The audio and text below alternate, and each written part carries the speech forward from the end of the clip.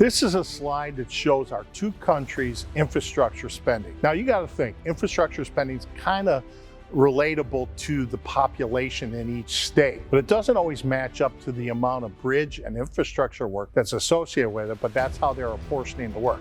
This is the projection right now for the demand for the amount of ironworkers in each state. So you got to take a look. Dark blue is the high demand, pale color is the low demand, and then there's some demand. But then you're going to have to take a look at what your membership is in your area. And do we have enough to staff the work that's coming up, or where are we going to get them? Through the apprenticeship program, or organizing, or both? If you look, go down to Texas real quick.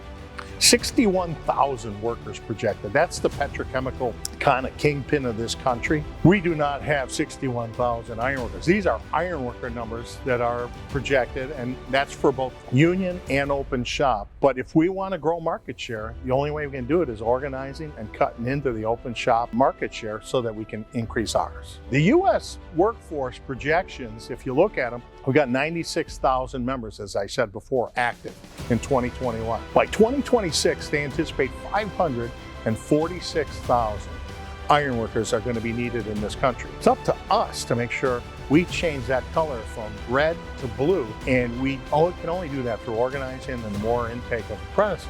We can even subdivide this thing down by the area. You can see there's 97,000 projected ironworkers needed in the Texas Mid-South, and we currently have 3,300. So the call is to organize. We're going to organize under my leadership and your district council president's leadership, and the expectation is your local union is going to organize as well.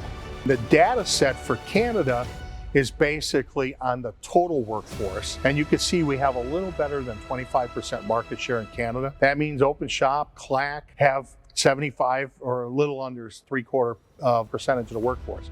So they believe the projected 2028 workforce is going to be 46,000 workers, and in Canada there's 17,156. We got to work to keep growing that. We've had some success. The impetus to organize has never been more important than it is now. This is the one that scares the crap out of me. I'm going to tell you right now, this is the non-union density in U.S. construction.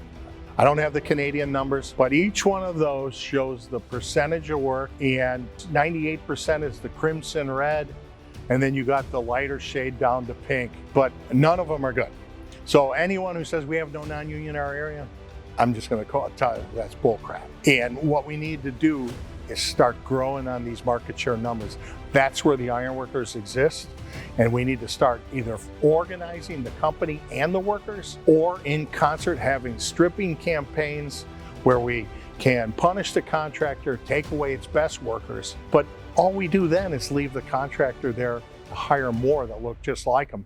So the goal is to actually have an organizing campaign that wins the contractor and the worker. So we're looking to do both.